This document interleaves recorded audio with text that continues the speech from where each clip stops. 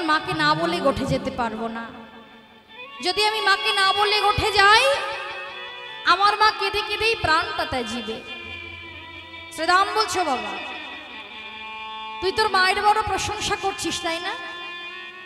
মায়ের বড় প্রশংসা করছিস। আচ্ছা, আমাদের কি মা নাই? আমাদের কি মা নাই? আর শোন বাবা, তোর মায়ের আবার প্রশংসা করছিস কেন? আমার মা কেন? কেন না, তুই তোর মায়া তোকে কেমন ভালোবাসে, তুই যে তোর মাকে এত ভালোবাসিস, কিন্তু তোর মা যে তোকে ভালোবাসে কেমন আমরা কিন্তু প্রত্যেকেই জানি। তা বলছে কেমন ভালোবাসে আমার মা, তো বলতো। বলছে শোন, জানি রে তোর মায়ের প্রেম কত ভালোবাসে,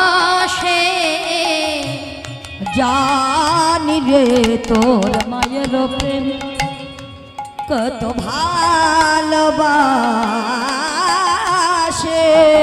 সেই দিন অল্প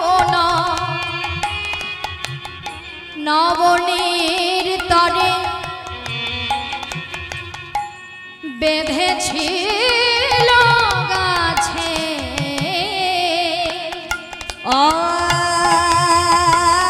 আলাপন বনের তরে বেঁধেছিল গাছে, বেঁধেছিল গাছে। শুধু কি তাই, যমলা অর্জুন যেদিন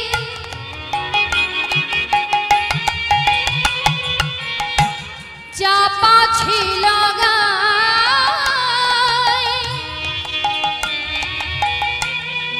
সেই দিন তোর মা নন্দরানী ওরে আছিলা কোথায় রে, যমলার জন্য যাতে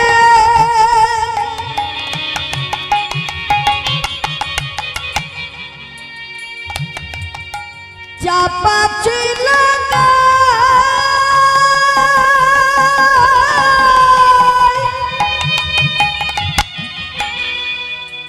সেই দিন তার মানন্তরণে আছিলা কোথায়। বল বল সেই দিন তোর মা কোথায় ছিল, সেই দিন তোর মা কোথায় ছিল, সেই দিন তোর মা কোথায় ছিল, সেই দিন তোর মা কোথায় ছিল, যেদিন যমলা অর্জুন চাপা ছিল, সেই দিন তোর মা কোথায় ছিল। যমলার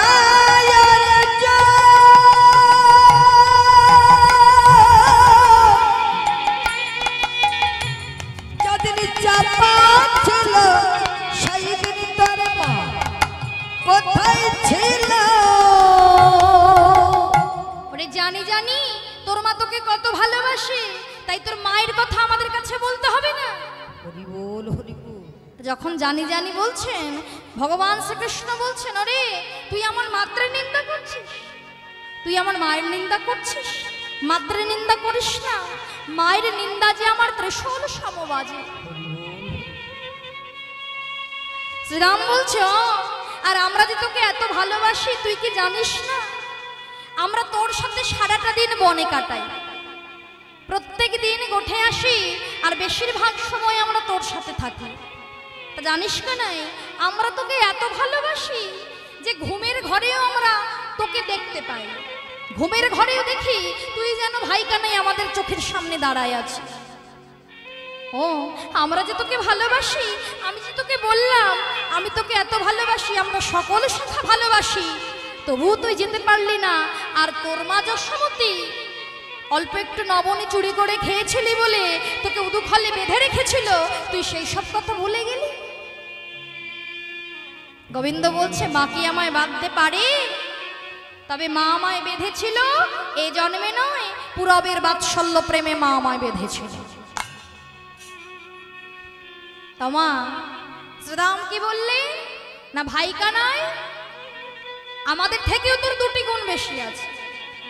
মোহন মুরলী বাদন করলে ধেনুগান আপনি ফেরে, আর বিষ জলে দাবানলে প্রাণ হারালে তুই ছাড়া আর কেউ বাঁচাতে পারে না। যদি একবার মৃত্যুকালে তাকে স্মরণ করা যায় না মা, কেননা সে যে হচ্ছে ষড়ৈশ্বর্যপূর্ণ ভগবান। শাস্ত্র বলছে তমাদির রজসত্ব ত্রিগুণের অতীত পুরাণেরও পুরানো পুরুষ তিনি, যিনি নাকি আমাদের এই নিখিল বিশ্বের নিধি, যাহার গুণ বেদ বেদান্ত স্বর্গ মর্ত এমনকি পাতাল সর্বত্রই বিরাজিত আছে। সেই ভগবান যদি চান, যিনি যোগাতীত ব্রহ্মাতীত, যিনি ধ্যানাতীত গোপাল, যিনি নাকি অতীতাতীত অর্থাৎ অতীতেরও অতীত, তার সাধ্য নাই এমন কিছু কি থাকতে পারে মা? আর ভগবান হচ্ছে ভক্তাধীন ভগবান। ভগবান তো ভক্তের কাছে বেশি কিছু চায় না মা। কেউ যদি একবার হা গোবিন্দ বলে, মৃত্যুকালে তারা ডেকেছিল ভাইরে একবার দেখা দে ভাই, কানাই কানাই বলে। কালিদহের বিষজল পান করেছিল যখন, ওই মৃত্যুর জ্বালায় অসহ্য যন্ত্রণায় ছটপট করতে করতে ওই মৃত্যুকালে তাদের কাছে কিন্তু আর কোনো সম্বল ছিল না, আর কিছু তারা চিন্তা ভাবনা করেনি, সবই কিছু সঁপে দিয়েছিল আমার ভগবানের চরণে। যদি কেউ ভাই কানাই কানাই বলে অমন ভাবে তাকে স্মরণ করে, ভগবান কি বলছে? ওহে জীব, তোমরা ভাবো যে বিশ্ব সংসারের জীব সবাই এমন আমায় পাগলের মতো ডাকছে। জীবগণ এত ডাকছে, ডাকতে ডাকতে ডাকতে ডাকতে তারা তবু আমার দর্শন পাচ্ছে না। প্রাণ প্রদীপটাও দেখা যায় নিভে যায় ভগবানের নাম করতে করতে, কিন্তু তবু বিশ্ব সংসারের জীব দেখা পায় না। কেন মা? কেন গো? ভগবান বলছে কারণ তারা বিষয় বৈভব পরিত্যাগ করে, কামনা বাসনা পরিত্যাগ করে তারা কেউ আমায় ডাকতে পারে না। আমি শুধু সেই সব ভক্তের ডাকে সাড়া দিই যে শুধু একবার বিষয় বৈভব সংসার পরিত্যাগ করে সব কিছু আমার চরণে সঁপে দিয়ে তারা আমায় ডাকতে পারে। কেন আমি সাড়া দেব না? ভগবানের নাম কি মা? ভক্তবাঞ্ছা কল্পতরু, তাই না? ভক্তের মনোবাসনা ভগবান পূরণ করায়। শাস্ত্র বলছে কোন ভক্ত যদি একটা বার তাকে স্মরণ করে তার জন্য তার দিকে এক পদ এগিয়ে যায়, নিষ্ঠার সহিত যদি কোনো ভক্ত এক পদ এগিয়ে যায়, শাস্ত্র বলছে ভগবান সেই ভক্তের দিকে 10 পা বাড়িয়ে দেয়। তবে ততদূর পর্যন্ত পৌঁছাতে পারে না। একে ভক্ত যে হচ্ছে হরিদাস, হরিদাস ডিউটি পালন করত শান্তিপুরের মোড়ের মাথায় দাঁড়িয়ে। মোড়ের মাথায় দাঁড়িয়ে ডিউটি পালন করে, পালন করতে করতে এমন যে মহতি বাসর, মহতি হরিবাসর শান্তিপুরের মোড়ের মাথার পাশে ওই মহতি হরিবাসরের আয়োজন হয়েছে। তা দেখবেন মা, শাস্ত্র বলছে হরি নামের ধ্বনি যত দূর যায় তার ত্রিতাবে জ্বালা দূর হয়ে যায়, তাই না? হরি নামের ধ্বনি যত দূর পর্যন্ত পৌঁছায়, নামের ধ্বনিতে তার ত্রিতাবে জ্বালা দূর হয়ে যায়, কোনো জ্বালা যন্ত্রণা থাকে না। হরিদাস ডিউটি পালন করতে করতে যেদিন থেকে শুরু হলো হরিনাম যজ্ঞ, সেই হরিনামের ধ্বনি শুনে হরিদাস নিজেকে আর স্থির রাখতে পারে না। শুধু প্রত্যেক দিন একটু একটু করে মনে মনে ভাবে যে নামের ধ্বনিটা শোনা মাত্রই আমার সর্বস্ব কিছু হরণ করে নিল, যে নামের ধ্বনি শুনে আমার সব রোগ শোক তাও যেন জুড়ায়ে গেল। সেই নামে যদি আমি একটা বার শুনতে পারতাম, একটা বার গিয়ে যদি আমি ভক্ত সঙ্গ সাধু সঙ্গ করতে পারতাম, না জানি আমার সব জ্বালা দূর হয়ে যেত।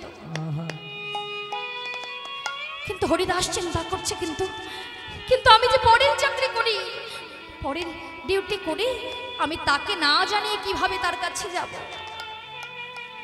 হরিদাস সেই দিনকে থাকতে না পেরে ছুটতে ছুটতে দারোগা বাবুর কাছে এসে বলছে, দারোগা বাবু, দারোগা বাবু, আপনি আমায় 1 ঘন্টার জন্য ছুটি দেবেন দারোগা বাবু।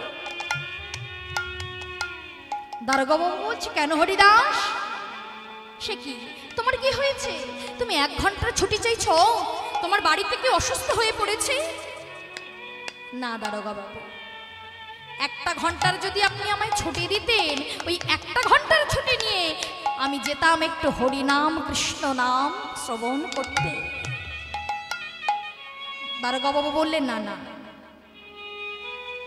অসুস্থ হয়ে পড়লে তাকে ছুটি দেই, কিন্তু হরিনাম কৃষ্ণ নাম শোনার জন্য তার ছুটি নেই। তুমি যাও, গিয়ে তুমি তোমার ডিউটি পালন করো। হরিদাস কাঁদতে কাঁদতে ফিরে শান্তিপুরের মোড়ের মাথায় দাঁড়িয়ে হরিনাম শুনছে, কিন্তু সেই নাম শুনে আর থাকতে পারছে না। হরিনামের ধ্বনি শুনে, হরিনাম শুনে আর থাকতে পারছে না। হরিদাস চিন্তা করছে, না না, আজকে আমি কারোর বাধা মানব না, আমি সব বাধা উপেক্ষা করে একটু যাব কৃষ্ণ নাম শুনতে, একটু যাব হরিনাম শুনতে। তাই ছুটতে ছুটতে হরিদাস গিয়েছে। বাবা হরিদাস গিয়ে দেখছে ভক্ত সঙ্গ সাধু সঙ্গ হয়, কিন্তু হরিদাস যখন সাধু সঙ্গ ভক্ত সঙ্গ করতে যাবে, নিজের পোশাকটার দিকে তাকিয়ে মনে মনে ভাবছে, এই পোশাক পরে সাধু সঙ্গ ভক্ত সঙ্গ হয় না। মুদির দোকানে গিয়ে মুদির দোকানে কি বলছে, দোকানে তুমি আমার পোশাকটা রাখো, আমি হরিনাম একটু কৃষ্ণ নাম শুনে আসি, তারপর আমি তোমার কাছ থেকে আমার পোশাকটা নিয়ে যাব। তাই হরিদাস গিয়ে দেখছে, মাগো, এক ভক্ত আর এক ভক্তের গলা জড়ায় ধরে ধোলায় গড়া গড়ি দিয়ে কাঁদছে। এক ভক্ত আর এক ভক্তকে ধরে প্রেম আলিঙ্গন করছে। নয়ন জলে বুক ভাষায় গড়া গড়ি দিয়ে কৃষ্ণ নাম বলতে বলতে, নয়ন জলে বুক ভাষায় যখন কাঁদে না মা, হরিদাস চিন্তা করছে, তাই তো, যে কর্ম সবাই করছে, এই কর্মটা তো আমারও করার কথা ছিল, কিন্তু সেই কর্মটা কেউ কেউ আমরা করতে পারছি, কেউ কেউ করতে পারছি না। তাই হরিদাস চিন্তা করছে, নিজের মনকে বলছে, ওরে মন, এতদিন তো পরের হয়ে ডিউটি পালন করলি, আজকে একটু তার হয়ে তার ডিউটি পালন কর। নিজের মনকে বলছে, ওরে মন, এই যে হলো ভবপাড়ের কড়ি, এই সাধুর বাজার ভক্তের বাজার, ওরে কিছুক্ষণ পরে ভেঙে যাবে, কিন্তু এই বাজার আমি আর খুঁজে পাবো না। শিশুকালে হয় কৃষ্ণ, শিশুকালে ভজে কৃষ্ণ, কৃষ্ণ পাবার আসে, যৌবনকালে ভজে কৃষ্ণ, কৃষ্ণ আসে কি না আসে, আর বৃদ্ধাকালে ভজে কৃষ্ণ জমের তর আসে। শিশুকালটাই হচ্ছে উপযুক্ত সময় মা, কিন্তু শিশুকালে ভজনা করা হয় না, দেখতে দেখতে যৌবন কাল অপনীত, সেই দিন ওর ভজনা করা হলো না, আর বৃদ্ধাকালে ভজে কৃষ্ণ জমের তর আসে। নিজের মনকে কেঁদে কেঁদে বলছে, ওরে মন, যে কর্ম করার জন্য তুই একদিন ভাবে এসেছিলি, একবার তার নাম কর, একবার ধুলায় গড়াগড়ি দিয়ে একবার তাদের চরণ ধুলি নিয়ে নে। ওরে মনে রে আমার,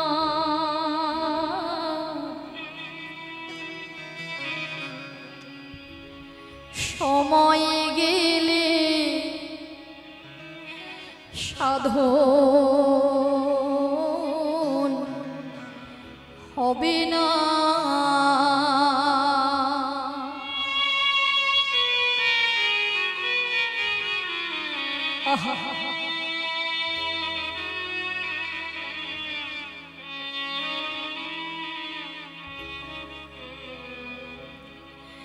বলে দিন থাকিতে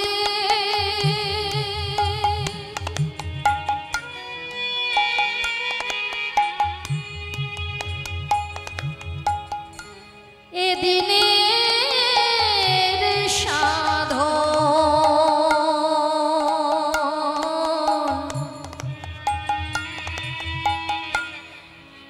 বলে মনে কেন করলি না মনে রে কেন করলি না সময় গেলে সাধো হবে না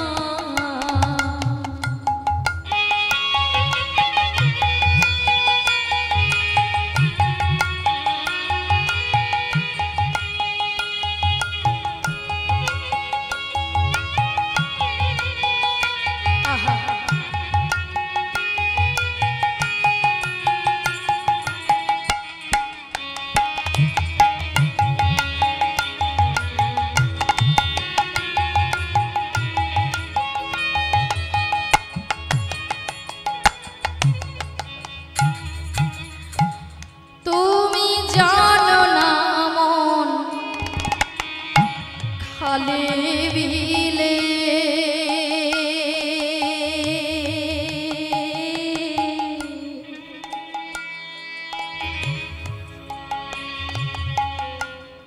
থাকে নামি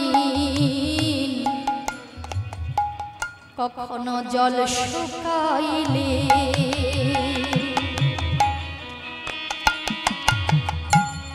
তুমি জানো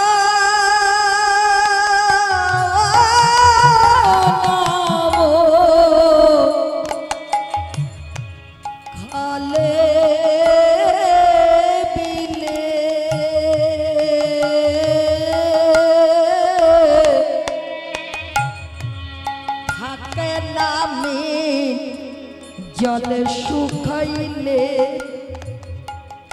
কি হবে তাতে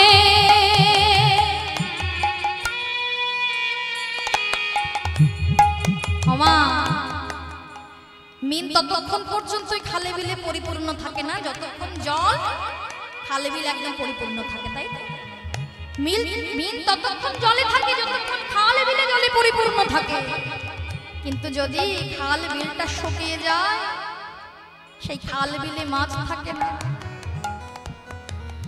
ভগবান থাকে ভক্তের হৃদয়ে তবে ভক্তি যার ভগবান তার যে হৃদয় ভক্তি শূন্য সেই হৃদয়ে তো ভগবানকে পাওয়া যায় না মা ভক্তি শূন্য যদি তুমি হও মালা ধারণ করে তিলক সেবা করেও কিছু হবে না যদি হৃদয়ে একটু ভক্তি না থাকে যদি হৃদয়ে দুফোঁটা নয়নে জলে তাকে না ডাকতে পারে কি হবে তাতে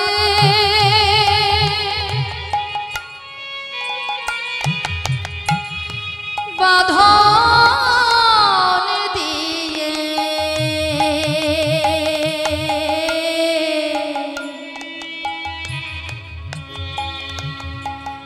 ওরে শুকনা মোহনা মনে রে শুকনা মোহনা সময় গেলে সাধন হবে না ওরে মনে রে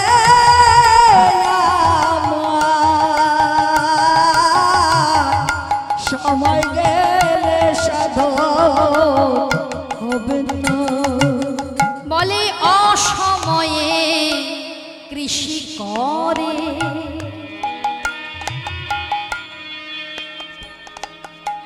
শুধু মিছামিছি খেটেই মরে হরিবল হরিবল ওরে সময়ে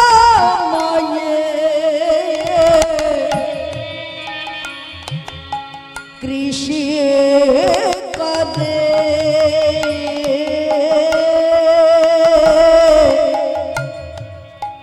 মিছামিছি খেটে মরে বলে গাছে যদিও বা হয়,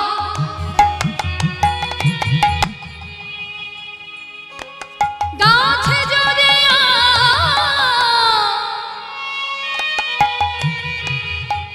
বা হয়,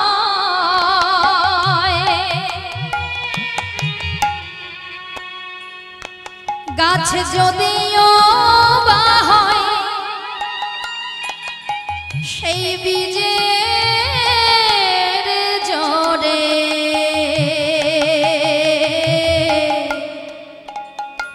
তাতে ফল তো ধরে না মনে রে, ফল তো ধরে না, সময় গেলে সাধন হবে না। তাই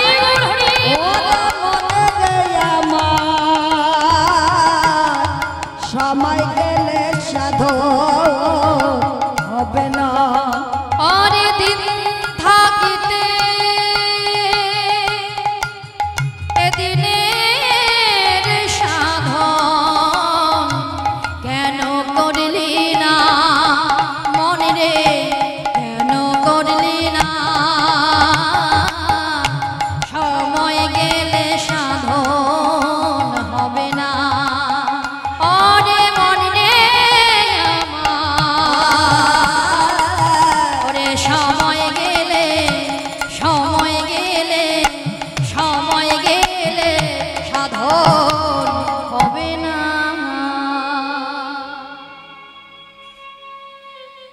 হরিদাস মনকে বলছে, মনে রে এই হচ্ছে সময়, আর সময় কিন্তু বারে বারে আসে না, একবার শেষের দিনের ভব পারের কড়িটা কুড়ায় নেই। তাই ছুটে গিয়ে হরিদাস ওই ভক্তদের চরণ ধুলি মাথায় নিয়ে ভক্তদেরকে জড়ায় ধরে কৃষ্ণ কৃষ্ণ বলে কাঁদছে। ভক্ত যখন কৃষ্ণ কৃষ্ণ বলে সব কিছু ছেড়ে দিয়ে কৃষ্ণ নামে কাঁদছে, ভগবান কি স্থির থাকতে পারে মাগো? দারোগা বাবু মনে মনে ভাবছে, তাই তো হরিদাস তো এসেছিল হরিনাম কৃষ্ণ নামের জন্য 1 ঘন্টার ছুটি নিতে, আমি তো তাকে ছুটি দেইনি। তা গিয়ে দেখে আসি আমার হরিদাস ডিউটি পালন করছে নাকি ডিউটি পালনের নাম করে গিয়েছে হরিনাম কৃষ্ণ নাম শুনতে।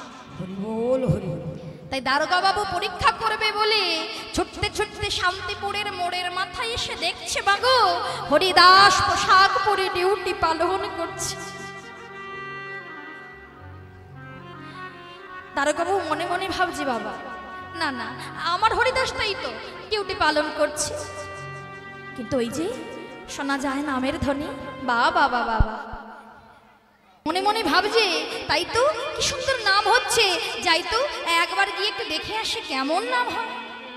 এই বলে আজকে দারোগা বাবু হরিনাম শুনতে এসেছে সাধুর বাজারে, এসে দেখছে মা সবাই হরিনাম কৃষ্ণ নাম করছে, ভক্তগণ প্রেম আলিঙ্গন করছে, কিন্তু দর্শন করতে করতে হঠাৎ লক্ষ্য পড়ে গেল হরিদাসের দিকে।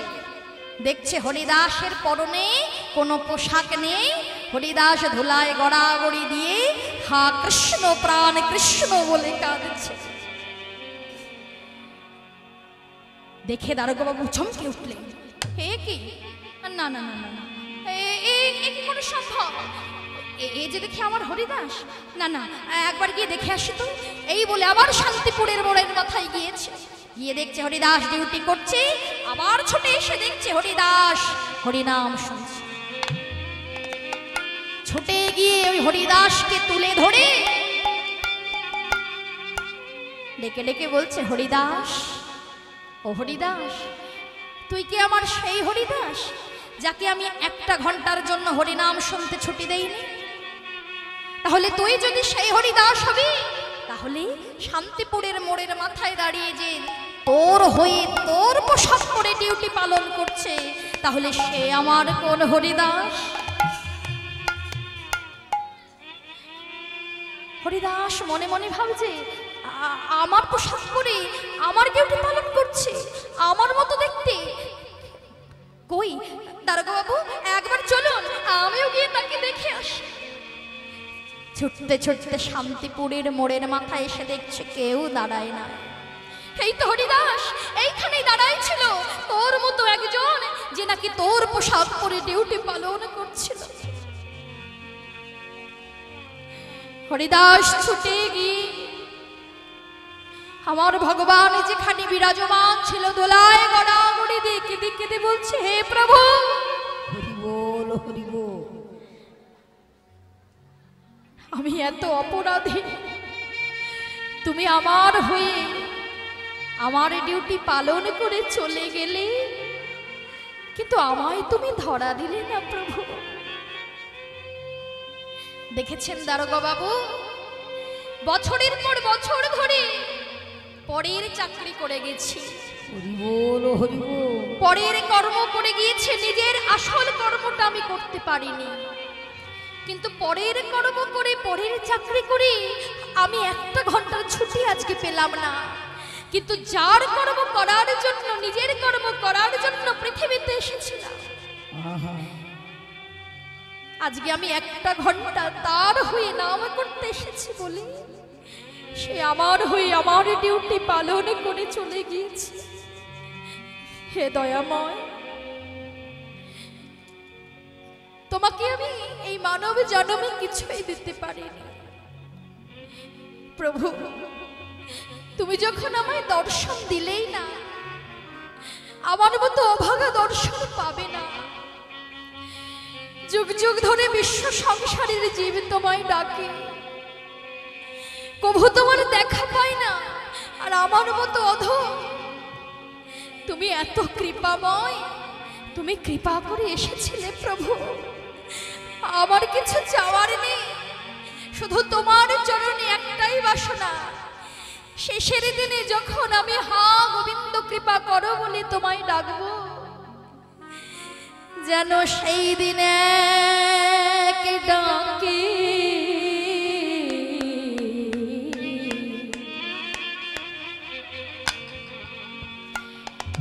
আমায় সারা দিও।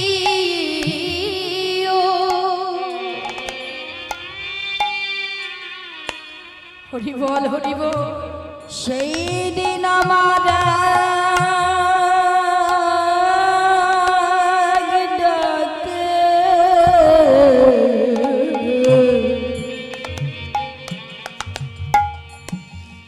সারা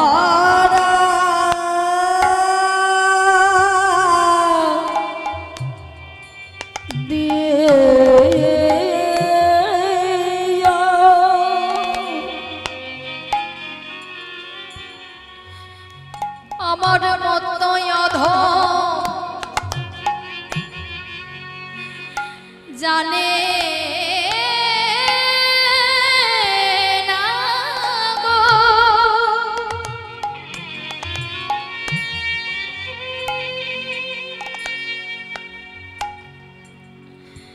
তোমায় কিভাবে ডাকতে হয়।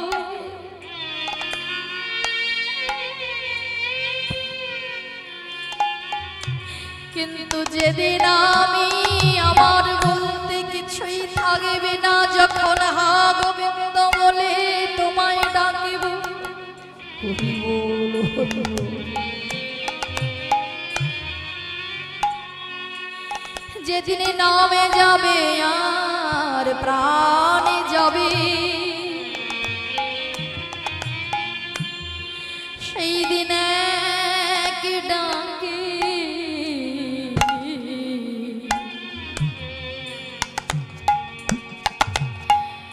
তুমি সারা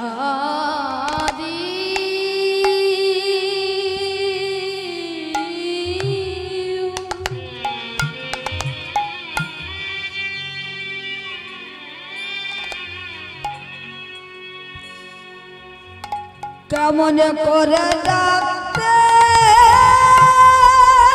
হয়,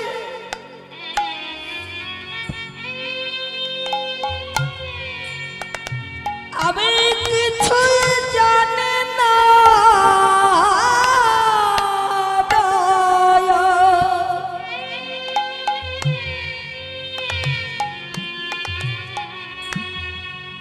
সেদিন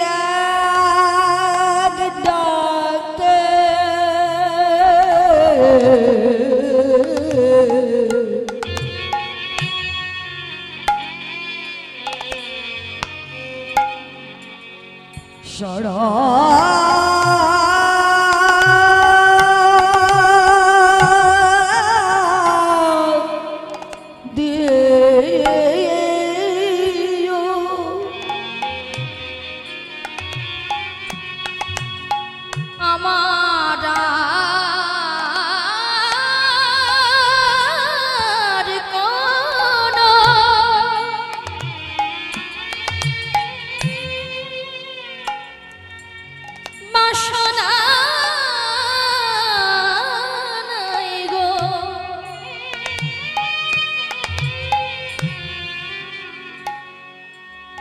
সেই দিন প্রভু কৃপা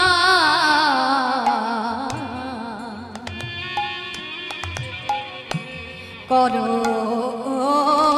বলে আমার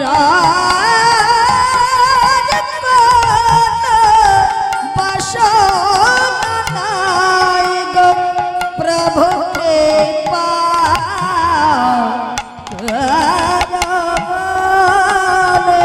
তোমার চরণে জানাই রাখি প্রভু কৃপা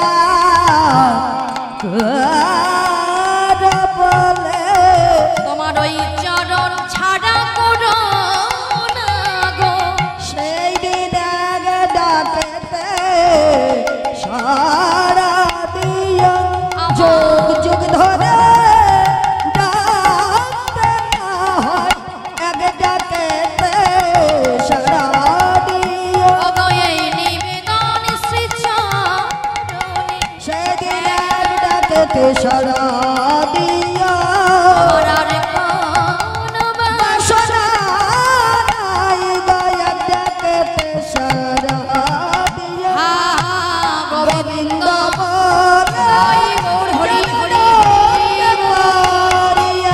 ডাকেতে সারা যেন দিয়া মন ভরে গাইতে মারিয়া ডাকেতে সারা দিয়া মন ভরে গাইতে মারিয়া ডাকেতে সারা দিয়া মন ভরে গাইতে মারিয়া ডাকেতে সারা দিয়া আমার এক ডাকেতে সারা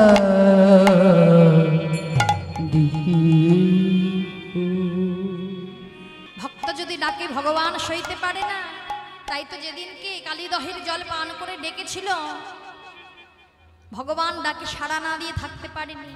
কানাই কানাই বলে যখন ডেকেছিল সেদিনকে প্রাণটা দান দিয়েছিল।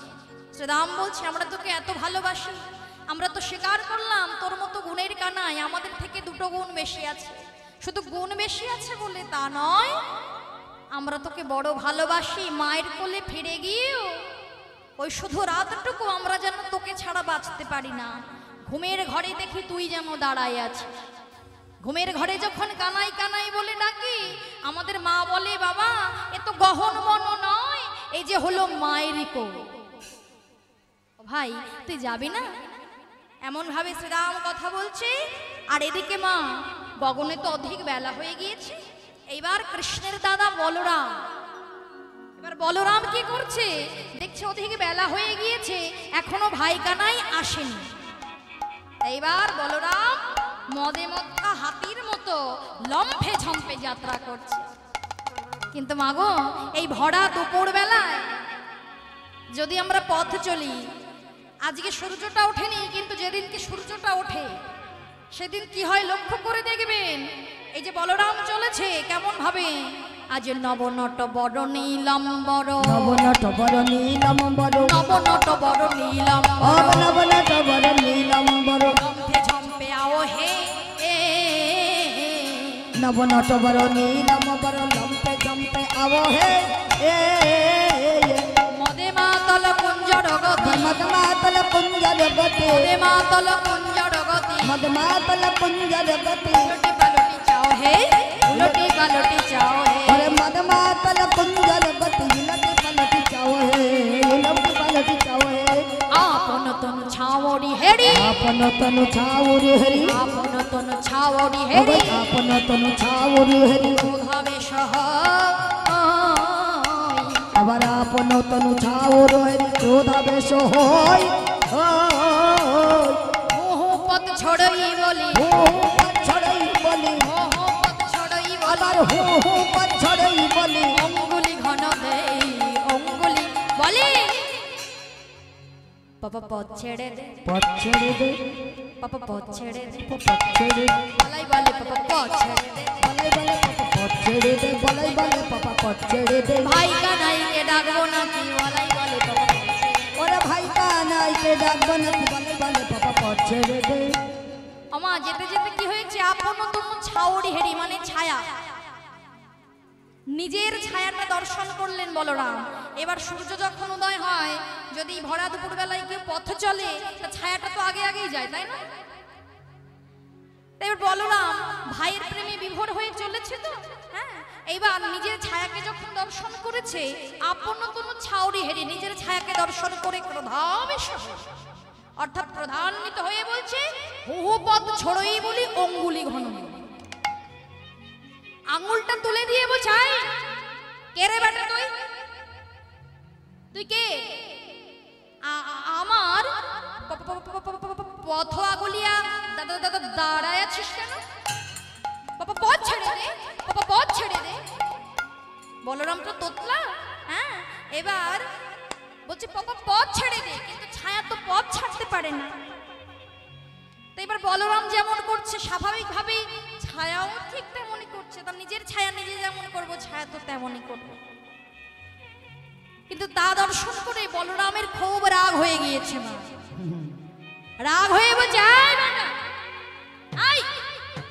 তুই আমার মুখে মুখে তর্ক করছিস আমি যেমন ভাবে নড়ছি তুইও তেমন ভাবে নড়ছিস আমি যেমন ভাবে হাত পা করছি তুইও তেমন ভাবে করছিস আই বানা কি রে ললা লড়বি নাকি লড়বি নাকি ললা লড়বি নাকি লড়বি নাকি আমার সাথে ললা লড়বি নাকি আমার সাথে ললা লড়বি নাকি লড়বি বটে পারবি না রে আমার সাথে ললা লড়বি না হ্যাঁ রে ওরে বোকা ওরে মূর্খ তুই আমার সাথে লড়তে আসলেই পারবি আরে আমি একা নই আমার ভাই কানাই আছে তুই জানিস না আমার ভাই কানাই কে এমন ভাবে যখন দাঁড়ায় আছে এইবার বলরাম দুটো হাত তুলে বাহু তুলে যখন বলছে কানাই দেখে যা কংসের অনুচর আমায় ঘিরেছে কিছুতেই তোর কাছে যেতে দিচ্ছে না এইবার ছায়াও যখন ঠিক তেমন করেছে না কানাই কানাই বলছে ছায়াও দুটো বাহু তুলেছে এই দেখে বলরাম ধরণীতে পদাঘাত করছে পদাঘাত মারি কহে তিন মেরি স্থির হও ভব ধরণী শশী শেখরে কহে হয় ধারে পদতলে যায়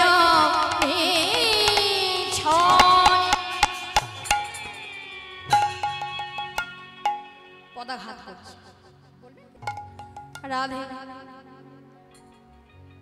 তাই এবার বলরাম ধরণীতে পদাঘাত করছে তখন বৈষ্ণব কবি শশীশেখর নিজেকে বলরামের চরণে সঁপে দিলেন আর ভগবান শ্রীকৃষ্ণ অন্তরে জানালেন হে পবন তুমি আকাশে মেঘের সঞ্চার করো তা মেঘ যখন হয় নিজের ছায়ার দেখা যায় না তাই পবন আকাশে মেঘের সঞ্চার করে দিলেন আর মেঘ যখন হলো ছায়াও চলে গেল এইবার বলরাম এদিক ওদিক তাকায় আর বলে পাপা পালালি কোথায় পালালি কোথায় পাপা পালালি কোথায় পালালি কোথায় ভয় পেয়ে পাপা পালালি কোথায় আমার ভাই কানাইয়ার নাম শুনে ভয় পেয়ে পাপা পালালি কোথায় আরে আমার ভাই যে কানাই আছে ভাই কানাই শুনে আমার ভাই যে কানাই আছে ভাই কানাইয়ের নাম ভয় পেয়ে পাপা পালালি কোথায় এইবার বলরাম নির্বিঘ্নে ছুটতে ছুটতে এসে দেখে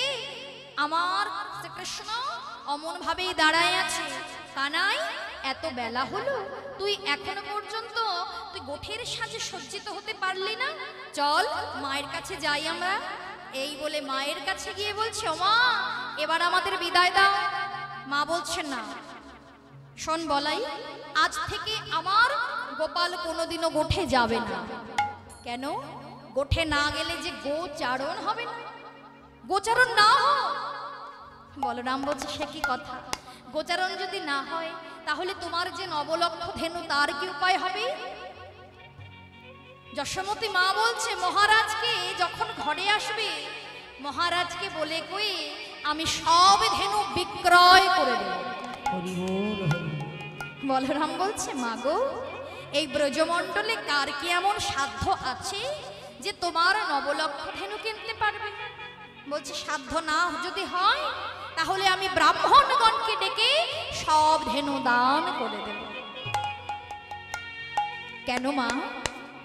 আচ্ছা মা, তোমার যে নবনী লুব্ধ গোপাল দিনে 10 বার নবনী খায়, তার কি উপায় হবে? বলছে বলরাম, যদি আমার বলাই নবনী, আমার গোপাল যদি নবনীর জন্য কাঁদে আমি তো তাকে ভিক্ষা করে খাওয়াই, তবু আমার শিশু গোপাল যে নাকি এতটা ছোট আর তুই তার পিঠে কালকে খেলতে খেলতে 2টো সিঙ্গার বাড়ি মেরেছিস, তুই দেখবি আমার গোপালের পিঠে এখনো দাগ আছে।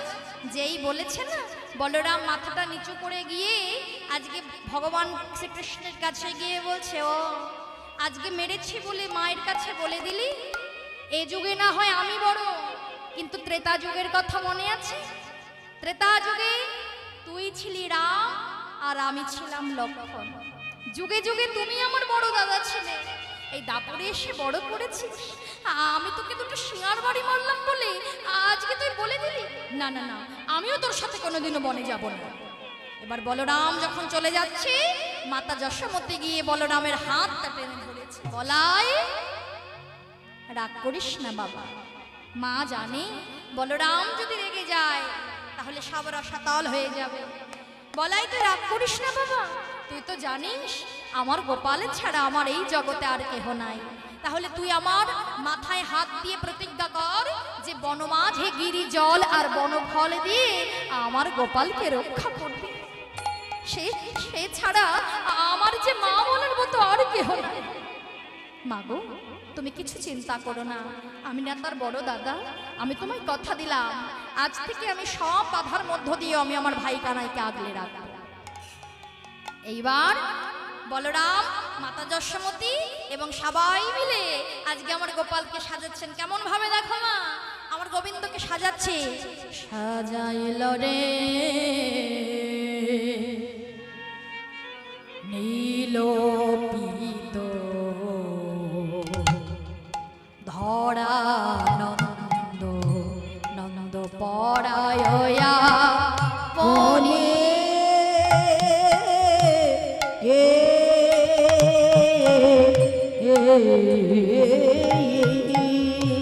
অগতিলক চন্দন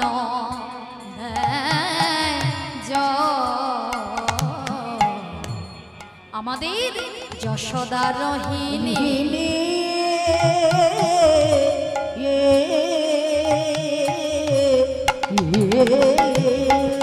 সাজায়ে দিল রে, সাজায়ে দিল রে, সাজায়ে দিল রে, সাজায়ে দিল রে, আমার গোপাল গোঠে যাবে বলে সাজায়ে দিল রে, আমার গোপাল গোঠে যাবে বলে সাজায়ে দিল রে, নীলপিত ধরা সাজায়ে দিল রে, নীলপিত ধরা দিয়ে সাজায়ে দিল রে, ললাটে তিলক দিল শ্রীরাময় আসিয়া,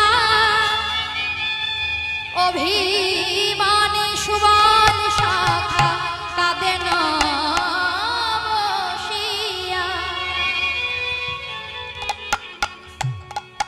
তোমা ললাটে তিলক দিল শ্রীরাম আসিয়া, ভাই কানাইয়ের ললাটে অর্থাৎ কপালে তিলকটা পড়াই দিয়েছেন শ্রীরাম।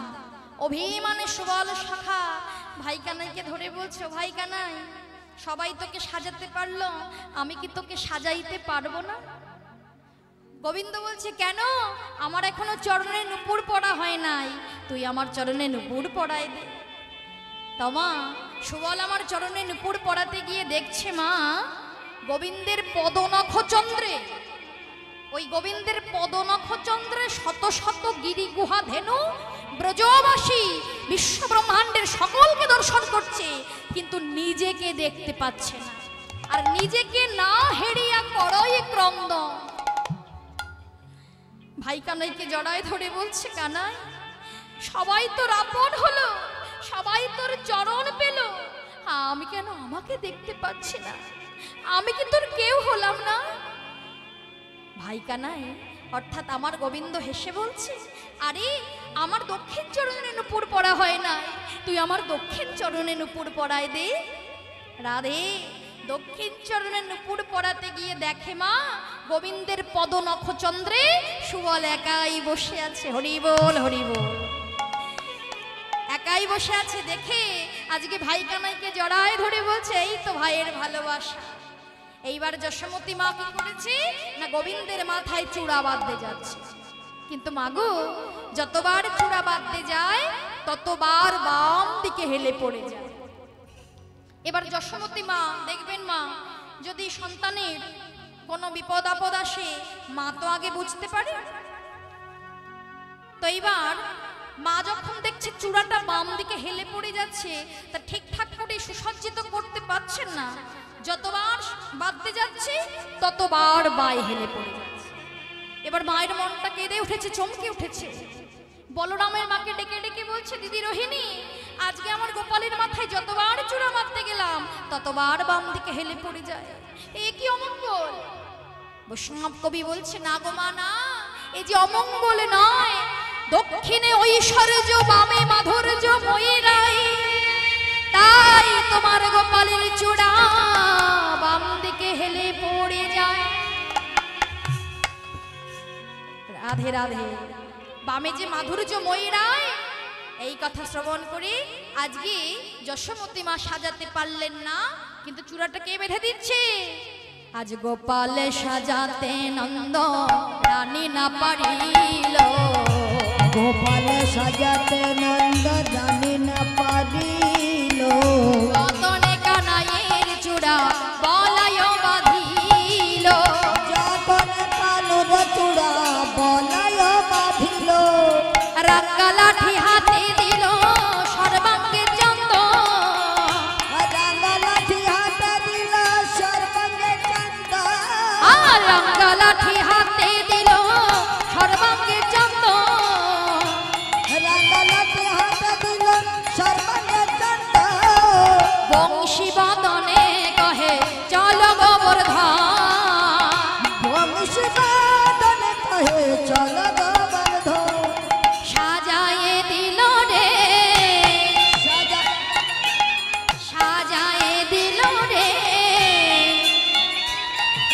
আজ রাঙ্গা লাঠি হাতে দিয়ে সাজায়ে দিল রে।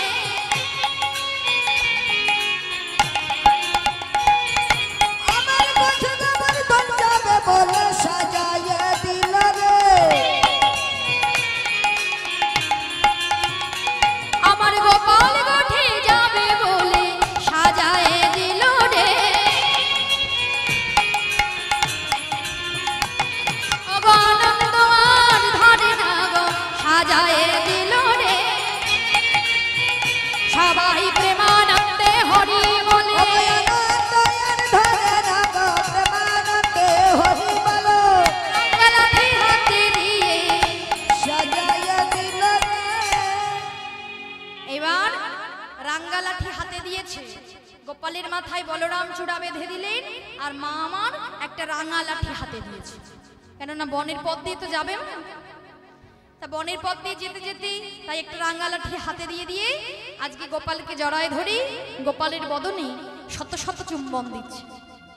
মা তো সারাদিনের মতো বনে দেবে ছেলেকে, তা শত শত চুম্বন দিয়ে বলছে, বাবা এই অভাগিনী মায়ের কথা যেন মনে থাকে, বনমাঝে সবাইকে পেয়ে যেন ওই মায়ের কথা ভুলে যাস না, এই বলে শত শত চুম্বন দিয়ে আজকে বংশী বদনে কহে চলো গোবর্ধন। এই বলে আমার গোবিন্দ আজকে সকল সখাগণকে সঙ্গে লয়ে আজকে হই হই হই হই করতে করতে আজকে গোঠে চলেছে। ছোটে ছোটে গাইয়া ছোটে ছোটে গোয়াল, ছোটে সামেরা মদন গোপাল, छोटी गाइया छोटे छोटे गान छोटे समेत मदन गोपाल छोटी छोटी गाइया छोटे छोटे गान छोटी सा मेरा मदन गोपाल गाई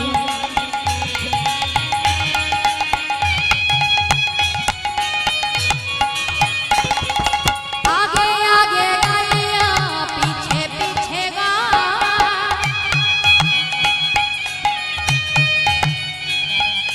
आगे आगे गाइया पीछे पीछे बाल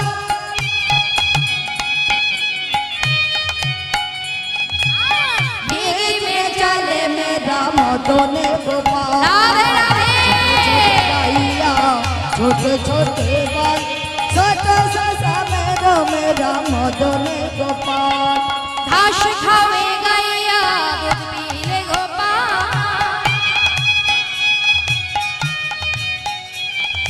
घास खावे गाइया दूध पीले गोपाल माखन खावे मेरा मदन गोपाल बोले छोटे छोटे गाइया छोटे छोटे बाल छोटी सा मेरा मदन गोपाल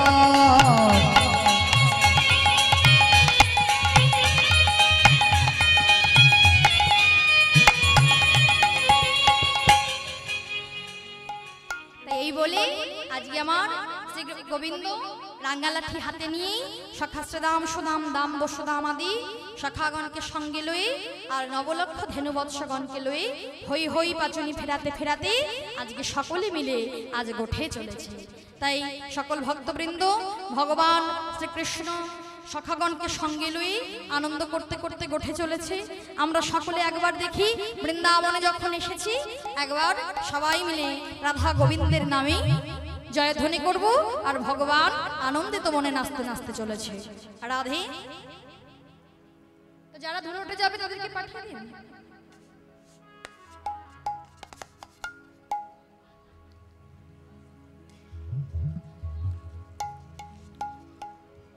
তো রাধে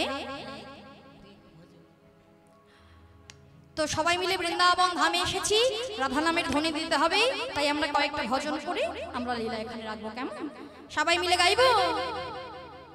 বৃন্দাবন ধাম অপার জপে যা রাধে রাধে